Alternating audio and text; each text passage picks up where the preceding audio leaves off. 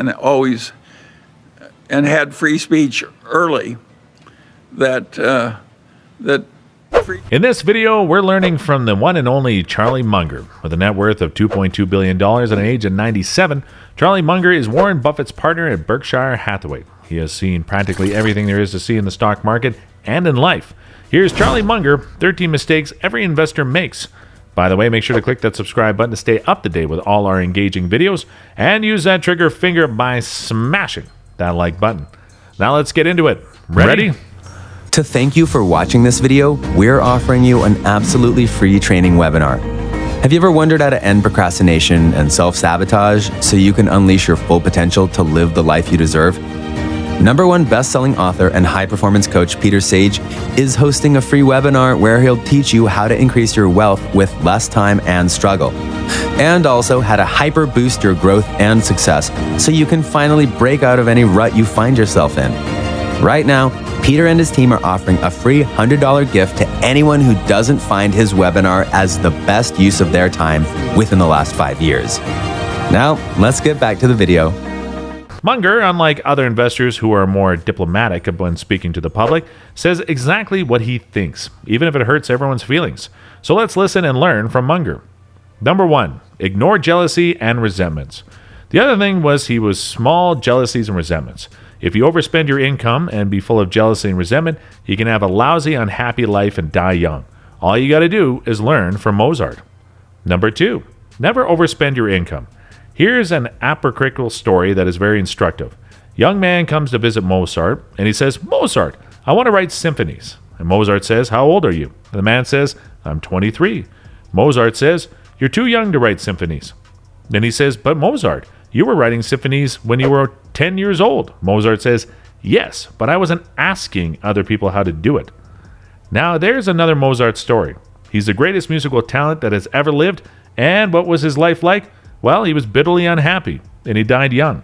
That's the life of Mozart. What the hell did Mozart do to screw it up? Well, he did two things that are guaranteed to create a lot of misery. He overspent his income scrupulously. That's #1. That is really stupid. #3, grab all opportunities. You can also learn from that young man who was asking Mozart how to write a symphony. The truth of the matter is that not everyone can learn everything. Some people are way the hell better, and of course, no matter how hard you try, there's always some guy that achieves more. So what? Does all of us need to be the very top of the whole world? It's ridiculous. It's a game of being there all the time and recognizing the rare opportunities when it comes, and recognizing that the normal human allotment is to have not that very many. #4, always strive to keep learning. The other great secret is that we're good at lifelong learning. If you keep learning all the time, you have a huge advantage. #5, deserve what you want. Luckily, I got on at an early age the safest way to try and get what you want is to try and deserve what you want. It's such a simple idea. It's the golden rule, so to speak. You want to deliver to the world what you would buy if you were in the other end. #6, understand your own competency. All these guys at the Berkshire meeting from one of the foreign publications said, "Why do a couple of guys in a little place in Omaha do so much better than all these great and powerful minds and great institutions?" And I said, "Well, I think Warren and I know the edge of our competency rather than other people do. And that's humility in the umbrella sense. And that's a very important thing to know. I say over and over again, it's not a competency if you don't know the edge of it. You are a disaster if you don't know the edge of your own competency." Warren frequently says, "I'd rather deal with a guy with an IQ of 130 who thinks it's a 125 than a guy with an IQ of 180 that thinks it's 200. That second guy will kill you." And so it's very important to know the edge of your own competency. To thank you for watching this video, we're offering you an absolutely free training webinar. How would you feel knowing that you could pay every bill you have right now as well as any future bills that come in? Commission Hero is a proven system that has helped over 8,000 people earn upwards of $1,000 a day or more. The best part is that there is zero experience needed to get started. In this free training, Robbie Blanchard and his team will teach you the top 3 secrets to how and why this system works, and how it can also work for you. Join the thousands of people who have found success and financial freedom using Commission Hero. Right now, the first 100 people that use the link below will get access to this free webinar. Now let's get back to the video. #7, don't be a victim, be a survivor. It's not my nature when you get little surprises, as a result of human nature, to spend much time feeling betrayed. I always want to just put my head down and adjust, so I don't allow myself much time ever with any feelings of betrayal. So you're asking the wrong person, because if some flickering idea like that came to me, I get rid of it quickly. I don't like any feeling of being victimized. I think that's a counterproductive way to think as a human being. And I'm not a victim. I'm a survivor. Number 8, always practice the right approach. I listened in law school when some wag said, "A legal mind is a mind that when two things are all twisted up together and interacting, it's feasible to think responsibly about one thing and not the other." All I could see from that one sentence that it was perfectly ridiculous, and it pushed me further into my natural drift, which was into learning all the big ideas and all the big disciplines. So I wouldn't be a perfect damn fool who was trying to think about one aspect of something that couldn't be removed from the totality of the situation in a constructive fashion.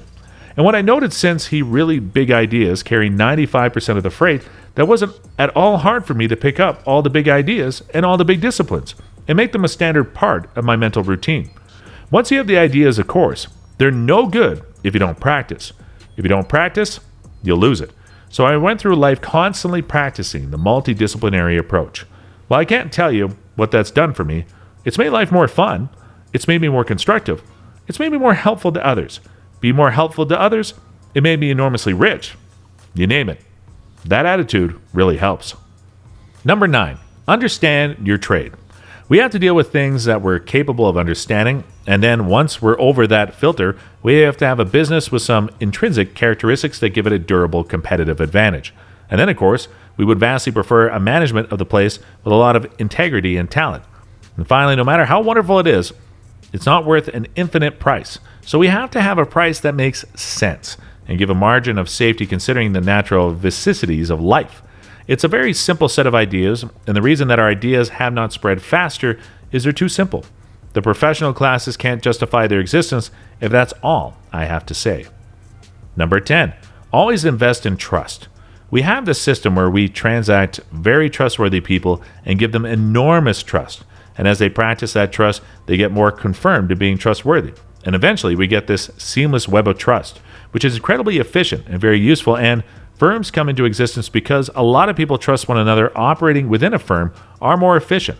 And they wouldn't be if there were a bunch of independent proprietaries.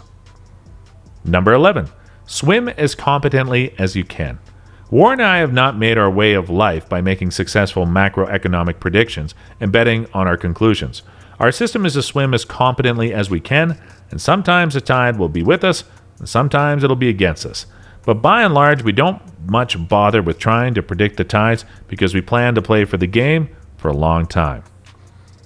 Number 12, don't submerge into self-pity. Life will have terrible blows, horrible blows, unfair blows. Some people recover, and others don't. There, I think the attitude of Epictetus is the best. He thought that every missed chance on life was an opportunity to behave well. Every missed chance in life was an opportunity to learn something, and your duty was not to be submerged in self-pity, but to utilize the terrible blow in a constructive fashion. Number 13, don't diversify. Much of what is taught in modern corporate finance courses is twaddle. You cannot believe this stuff. A modern portfolio theory, and it has no utility. I have great difficulty with it because I'm something of a student of dementia, and I can ordinarily classify dementia on some theory structure of models. But the modern portfolio theory, it involves this type of dementia I just can't even classify. By the way, maybe that's the reason there's no such dementia. If you believe what Warren said, you teach the whole course in about a week. And what do you think about Charlie Munger? 13 mistakes every investor makes. Do let us know your thoughts in the comments section down below. And hey, if you enjoyed the video, please don't forget to like and subscribe to our channel so we continue giving you the best contents. Thanks so much for watching, and we'll see you in the next video.